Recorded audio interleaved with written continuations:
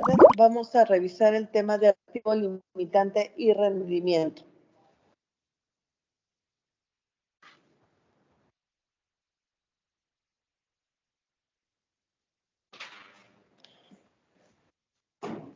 Para iniciar vamos a preparar una limonada. Les voy a compartir mi receta Top Secret. En esta receta consta de 3 limones, 0.5 tazas de azúcar y 2 litros de agua. Y con eso obtendremos un volumen de 2.5 litros de limonada. ¿Okay? Esa es nuestra receta. Pero el problema es, si no tenemos esas cantidades, ¿cuánta limonada podemos preparar si partimos de 8 limones, 1 taza de azúcar? Y bueno, con el agua no tenemos ningún problema, de eso no la tenemos restringida. ¿Qué podemos hacer? ¿Cómo podemos calcular cuánta limonada podemos obtener? ¿A alguien se le ocurre cómo podemos hacer eso? ¿No? Pues vamos a tener. Precisamente queremos saber qué cantidad tenemos, pero ojo, siguiendo la receta secreta. ¿De acuerdo? Tenemos, recuerden, 8 limones y 1 taza de azúcar.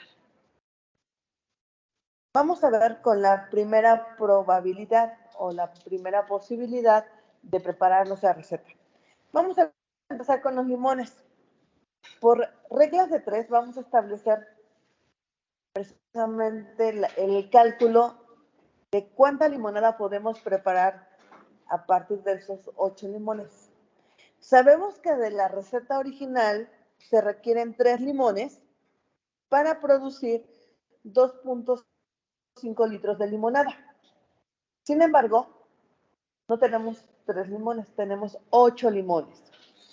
Haciendo el cálculo, ustedes pueden ver que el resultado son 6.67 litros de limonada. Para preparar esta cantidad de limonada, ¿cuánto azúcar tendremos que ocupar? Para eso, pues hacemos un segundo cálculo, donde sabemos que de la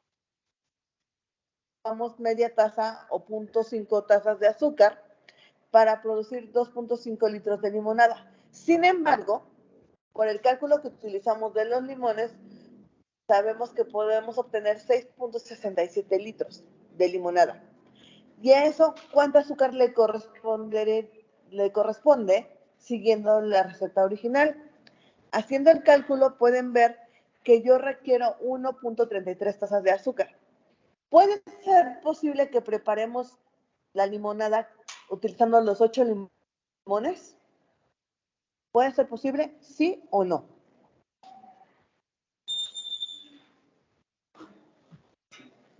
Pues, ¿cuánta azúcar tenemos disponible?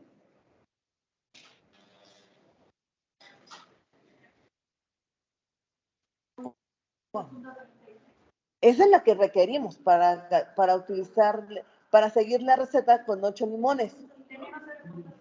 Ese es el valor o la cantidad que requiere la receta, pero disponible solamente tenemos 1 taza. Pues por lo tanto, yo no puedo preparar mi limonada con los 8 limones porque no tengo el azúcar suficiente.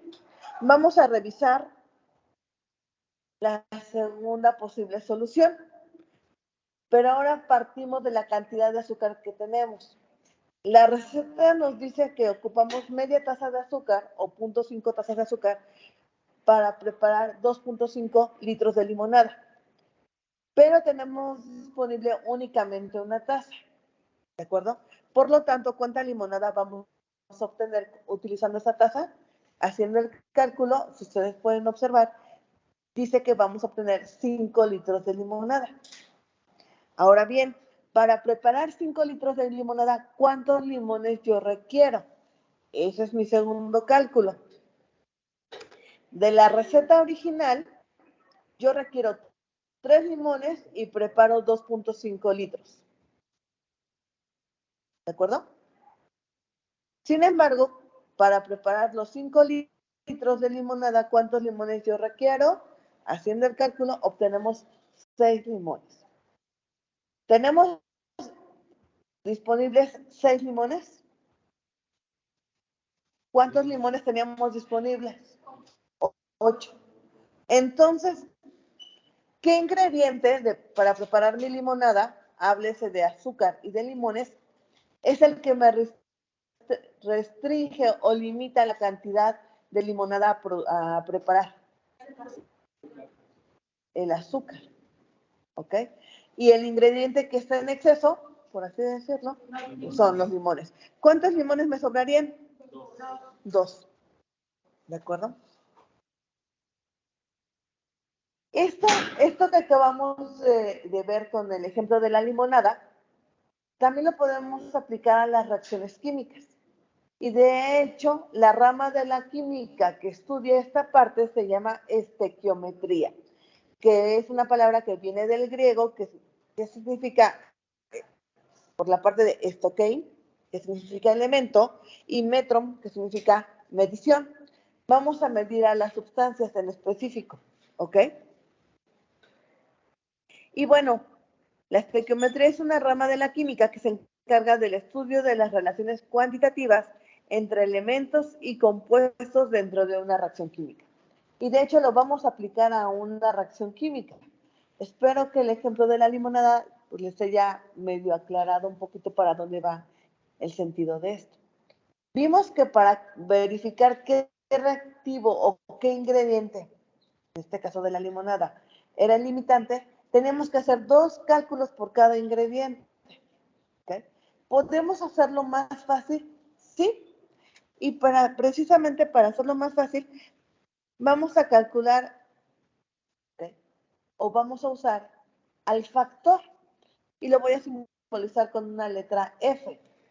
El factor es el cociente, ¿okay? O la división de la cantidad real que yo tengo entre la cantidad teórica o estequiométrica que se requiere. ¿Okay? Ojo, esta cantidad puede estar en mol o puede estar en masa. Por eso es que lo dejamos abierto en cantidad. ¿De acuerdo?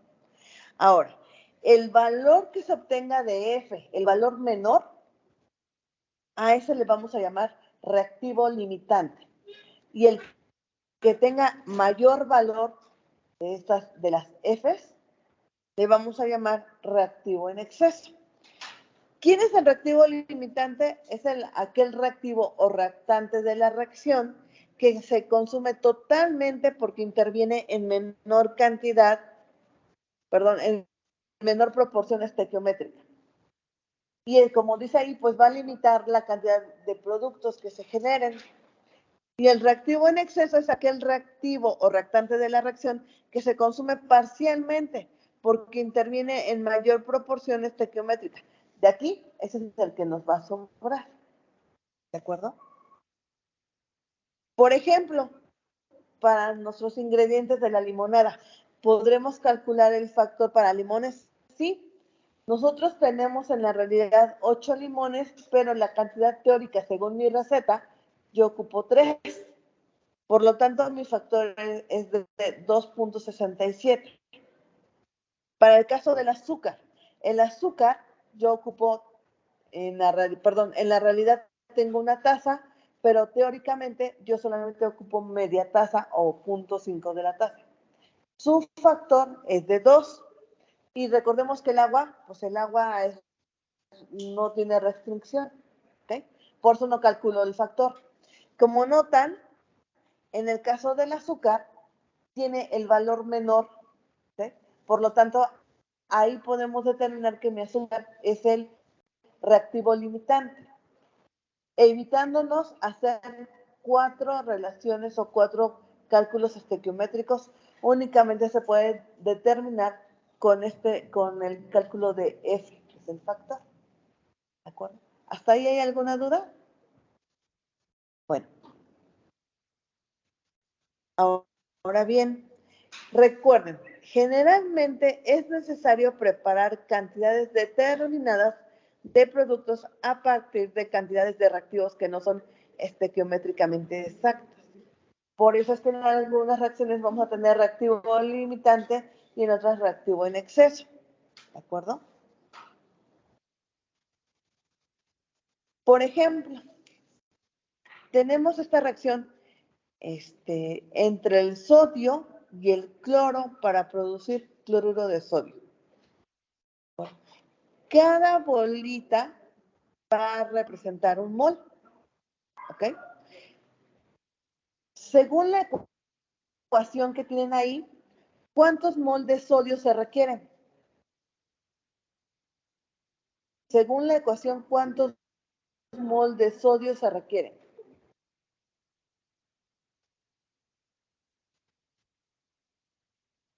Recuerden, el valor me lo da el coeficiente, exactamente. Para el caso del sodio, ¿cuál es el coeficiente? 2. Por lo tanto, esa es mi cantidad estequiométrica. 2. Para el caso del cloro, ¿cuántos ocupamos? Solamente 1. Recuerden que en química no se escribe el 1. Y para el caso del cloruro de sodio, ¿cuál es su coeficiente estequiométrico? 2. ¿Ok? Ahora, cada bolita va a representar precisamente un mol. Para el caso del sodio, ¿cuánto es el valor? ¿Cuántos mol de sodio hay? 1, 2, 3, 4, 5, 6, 7, 8, 9. Tenemos que son 9 mol de sodio. ¿Cuánto es el valor estequiométrico? 2 mol. Los que tengan calculadora me podrían decir cuánto es el factor para el factor para el sodio. 9 entre 2, 4.5. Ahora bien, para el caso del del cloro, ¿cuántos mol de cloro tenemos ahí? Solamente tenemos uno. Me va a decir, oiga, por ahí hay 2 bolitas. Es que se trata de cloro diatómico. Ustedes recordarán de su clase de química, donde les hablan que algunas moléculas, como el cloro, como el oxígeno, como el nitrógeno, se escriben de manera diatómica cuando están sin combinar y forman parte de una reacción química. Ese es el caso del cloro. Tengo solamente una mol de cloro diatómico, que eso es mi cantidad real.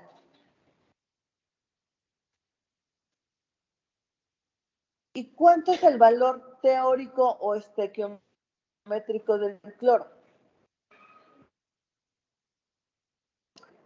1. Por lo tanto, ¿cuánto es el factor del cloro? 1. ¿Quién es mi reactivo limitante? ¿Quién es mi reactivo en exceso para este ejemplo? El cloro. Es correcto. Entonces espero que quede un poquito más claro. Yo no puedo aplicar el factor para el producto. ¿Por qué? Porque estamos hablando de los reactivos, ¿verdad? Antes de que se conviertan.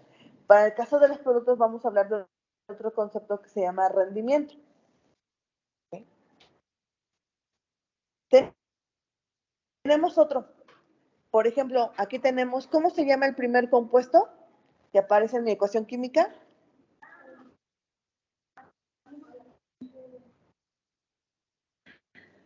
¿Cómo se llama?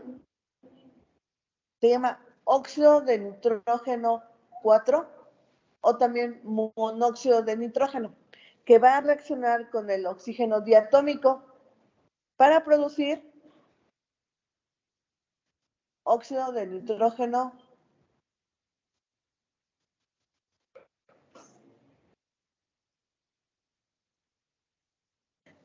Perdón.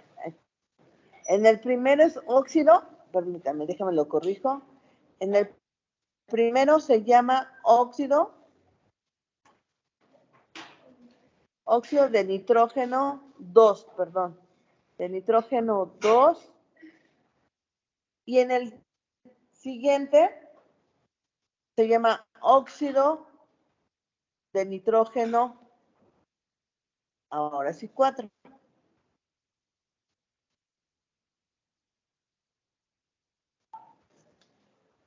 Por favor, calculen quién es el óxido de nitrógeno 2 en el primero. ¿A quién corresponde?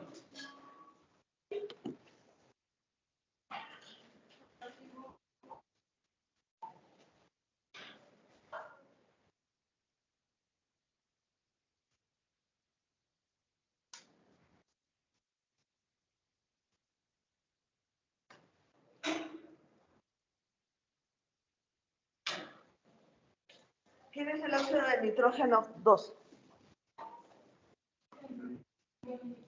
Pero me refiero a quién lo puede, cómo lo pueden distinguir de ese esquema.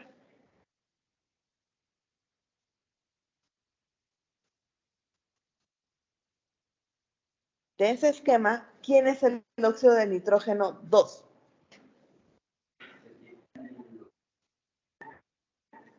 En los reactivos tenemos en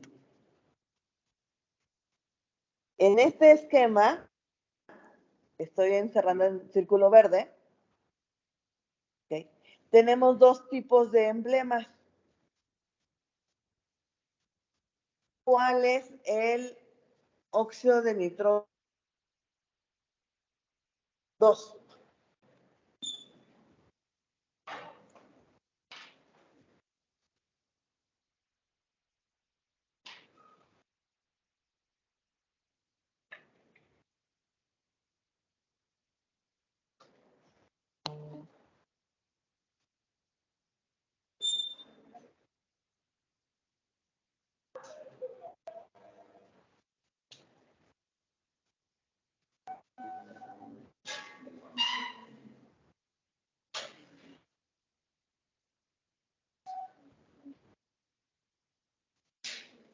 ¿Cuál es el esquema que debería de representar? ¿Cómo pueden distinguir cuál es el óxido de nitrógeno con respecto al oxígeno? En ese esquema de la izquierda. Exacto, por los colores, pero ¿cuál es cuál? El que está con dos bolitas rojas. ¿Ok? ¿Cuántas moléculas de oxígeno tenemos en ese esquema? Tenemos una, dos, tres moléculas, nada más. Y las que están en azul con rojo son las ¿de quién? Nitrógeno 2. ¿Cuántas tenemos de esa? Una, dos, tres, cuatro. El factor para el óxido de nitrógeno, ¿cuántas moléculas tengo en realidad del óxido de nitrógeno? Tengo 4 moléculas. Vamos a poner 4 mol. O 4 moléculas, como ustedes se acomoden. Pero ¿cuántas yo requiero teóricamente? Vean la ecuación. Yo requiero de 2. Por lo tanto, ¿cuánto es el valor de F? 2. Ahora, para el oxígeno, sacamos el factor para el oxígeno. ¿Cuánto tenemos en realidad de oxígeno? 3 mol. ¿Y cuántas yo ocupo teóricamente o según la estequiometría? Vean la estequiometría. ¿Cuál es el coeficiente en la ecuación del oxígeno? 1 nada más. Entonces, ¿cuánto da aquí? 3 entre 1 a 3. ¿Cuál es el reactivo limitante? ¿El óxido de nitrógeno 2 o el oxígeno diatómico? ¿ok? El óxido de nitrógeno 2 es el reactivo limitante. Y el reactivo en exceso, el oxígeno diatómico. Espero que no se les haya hecho difícil este. Ahora bien, tenemos otro ejemplo. Bueno, recuerden que siempre se hace en función de cumplir con la ley de la conservación de la materia. Ahora, yo les dije que estos conceptos no se pueden aplicar a los productos. ¿Por qué? Porque precisamente el nuevo concepto es el rendimiento. El rendimiento es precisamente predecir cuánta cantidad de producto vamos a generar en función a los reactivos que tenemos. ¿Ok? Y de aquí debemos destacar dos conceptos. Uno es el rendimiento teórico. ¿A qué se refiere ese? A la cantidad de producto que debería de formarse si todo el reactivo limitante se consumiera. Si yo todo el reactivo limitante lo consumo, voy a generar una cierta cantidad de producto. Y eso se le llama rendimiento teórico. Ahora bien, a la cantidad de producto que realmente se obtiene a nivel laboratorio, ya en la práctica, ¿ok? Se le conoce como rendimiento experimental o rendimiento de la reacción. Muchas ocasiones, no siempre todo lo que planeamos es todo lo que vamos a obtener. No siempre. ¿Y por qué no se obtiene? Porque obtenemos algunas causas como que en casi todas las reacciones suele obtenerse menor cantidad de producto de la esperada a partir de los cálculos estequiométricos. Y esto puede deberse a diferentes causas, como puede ser la pérdida de material al manipularlo. Por ejemplo, cuando ustedes preparan masa para hot cakes, pues a veces no le limpian bien el recipiente y ahí hay pérdida. O si lo hacen en el vaso de licuadora, pues ahí entre las aspas se les puede perder algo del producto y pues ya hay pérdida. Otra, que las condiciones son inadecuadas para la reacción. Tal vez les pediría que ustedes lo manejaran a 20 grados, pero ustedes lo pusieran a 10. La temperatura puede influir a que tengamos un bajo rendimiento. Y las reacciones paralelas que pueden ocurrir cuando se están manipulando, las reacciones secundarias. Muchas veces se puede desviar, por ejemplo, en la producción de vino, si le llega oxígeno de más, ese vino se puede transformar en vinagre. Y entonces pues ya el rendimiento de mi vino pues ya no es el adecuado. Ojo, la fórmula para calcular el rendimiento la tienen ahí. El porcentaje en rendimiento, por lo regular se da en porcentaje, es el rendimiento real entre el rendimiento teórico.